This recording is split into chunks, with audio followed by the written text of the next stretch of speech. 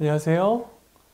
발기부전, 그 중에서 발기부전의 수술적 치료인 팽창 임플란트 진료를 주로 하고 있는 비형외과 전문의 박성훈입니다. 자, 이번 시간에는 이제 음경지속 발기증, 그리고 외상으로 인한 발기부전, 그 다음에 신경기능 장애와 신장질환에 대해서 말씀드릴게요. 음경지속 발기증, 프리아피즘이라고 영어로 되어 있는데요. 프리아피즘은 이제 그리스 신화에서 나오는 프리아푸스라는 신의 이름을 따왔어요. 조각상을 보면 자기 다리 길이만한 음경이 이렇게 발기되어 있는 상태로 이렇게 조각상이 되어 있는 게 있어요. 프리아푸스는 계속 발기되어 있다. 그게 프리아피즘의 어원입니다. 음경지속 발기증이라고 하는 것은 의학적으로는 4시간 이상 음경이 계속 발기되어 있는 경우를 얘기합니다. 미국이나 혹은 유럽에서 겸상적혈구 빈혈, 원래 적혈구가 동그랗게 생겼잖아요. 근데 그게 동그랗게 생기질 않고 금음달, 초승달 모양으로 그 적혈구가 생긴 거예요. 그렇게 생긴 적혈구는 기능을 잘 못해요. 얘네가 가면서 혈관을 막아버려요. 특히 음경 쪽에 있는 혈관이 정맥이 막혀버리는 거나 이런 경우가 많아요. 그러면 무슨 일이 생기냐면은 발기가 4시간 이상 지속되는 경우가 생겨버립니다. 그러면 4시간 이상 발기가 지속되면 무슨 문제가 생기냐면, 쉽게 생각해서 손가락에다가 실을 칭칭칭 감아가지고 아주 꽉 쪼매놓고 그거를 계속 기다린 거예요. 그럼 어떻게 돼요? 색깔이 까맣게 변하면서 괴사를 하죠. 똑같은 상황이 음경에 생긴 겁니다. 겸상적혈구 빈혈은 유전적인 질환이기 때문에 흑인들한테 자주 보이거든요. 그래서 이제 뭐 미국이나 혹은 아프리카, 유럽 일부 국가 뭐 이런 데서 자주 볼 수 있지만, 자주는 아니고 종종 볼 수 있지만은 한국에서는 거의 보기가 어려워요. 그런 이유로 인한 이제 음경지속 발기증은 대부분 한국에서는 어떤 환자들이냐면 주사제 있죠. 트리믹스라고 쓰는, 혹은 스탠드로, 이런 주사제를 과량 사용했을 때 음경지속 발기증이 오게 됩니다. 그러면은 이제 4시간 이상 발기가 되게 되면은 해면체 조직이 사실은 다 괴사한다고 보시면 돼요. 그리고 나서는 안타깝지만은 더 이상 다시 발기가 안 되는 경우가 대부분이고, 그러면은 팽창 임플란트 수술을, 혹은 뭐 굴곡형 임플란트 수술 같은 수술 빼고는 치료 방법이 없게 돼요. 그렇기 때문에 발기가 2시간 이상 지속됐다라고 하면, 주사제를 썼는데 2시간 이상 지속됐다고 하면은 바로 처방받았던 병원에 연락을 해서 뭐 그 병원을 가신다던가 아니면은 근처 응급실로 빨리 가셔야 돼요.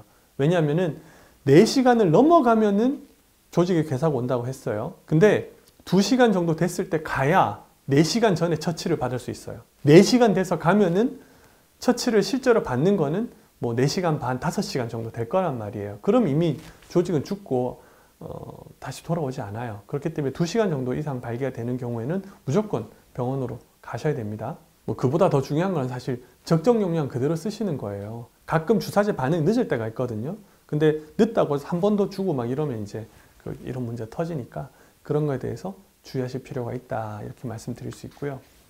그 다음으로 외상으로 인한 발기부전인데, 외상 중에 발기부전을 유발하는 가장 흔한 외상은 사실 골반 손상이에요.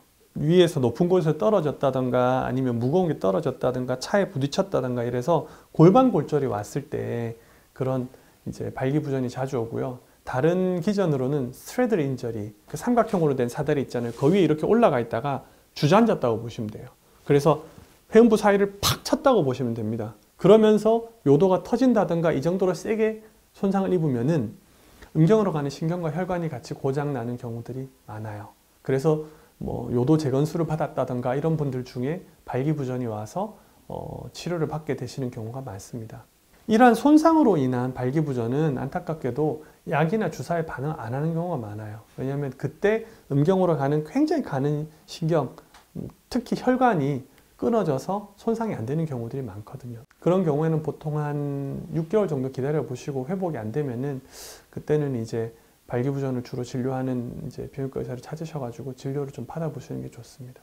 다음으로 신경기능 장애가 있는데, 사실 신경기능 장애는 뭐 환자분들이 느끼시기에 가장 좋은 거는 제가 볼 땐 당뇨라고 봐요. 당뇨는 우리가 아무리 관리를 잘해도 합병증이 안 생기진 않거든요. 혈당을 관리를 잘하는 거는 합병증을 늦추기 위한 거지 완전히 막을 수는 없어요. 그래서 당뇨가 오래되면은 신경으로 가는 아주 작은 혈관들이 막혀서 그 신경의 기능을 못하게 돼요.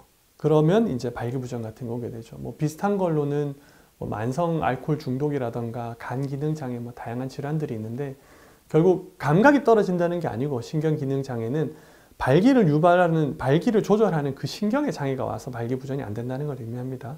그래서 이거는 뭐 당뇨가 대표적이다 이렇게 보시고 그냥 넘어가시면 될 것 같아요. 그리고 마지막으로는 신장질환이 있습니다. 단순한 그냥 뭐 신장질환, 뭐 결석 이런 게 아니고요. 만성 신기능 장애, 흔히 얘기하는 신장의 기능이 많이 떨어진 경우를 얘기해요. 그래서 신장의 기능이 뭐 20% 남았어요, 30% 남았어요 이렇게 얘기하는 경우들 얘기하는데, 신장 기능이 떨어지게 되면은 발기부전이 따라오게 됩니다. 아예 신장 이식을 받은 환자분들 중에는 발기력이 돌아와서 치료가 필요 없는 경우들도 종종 있다고 되어 있어요. 신장 이식 환자분들을 보면. 근데 많은 경우 독소 때문에 해면체가 아예 손상이 돼가지고 발기부전이 오는 환자분들 같은 경우에는 신장 이식을 받아도 돌아오지 않는 경우들이 많아요. 사실 만성신질환으로 발기부전이 있었던 환자들 중에 신이식을 받고 발기부전이 회복되는 경우가 그렇게 많지는 않다고 돼 있어요. 그래서 투석이나 이런 거를 받으시는 분들 같은 경우에는 수술적 치료가 필요하신 분들이 사실 대부분이라고 저는 봅니다. 그러나 뭐 이런 경우에도 안전하게, 비교적 안전하게 뭐 큰 합병증 없이 치료가 가능하니까 그 부분들에 대해서는 이제 잘 살펴보시면 될 것 같습니다. 그래서 지금 시간까지 이제 발기부전의 신체적 원인과 그 진단에 대해서 알아봤는데, 다음 시간에는 그 다음 부분인 발기부전의 심리적인 원인, 심리적인 상담 이 부분에 대해서 이제 강의에서 이어가도록 하겠습니다.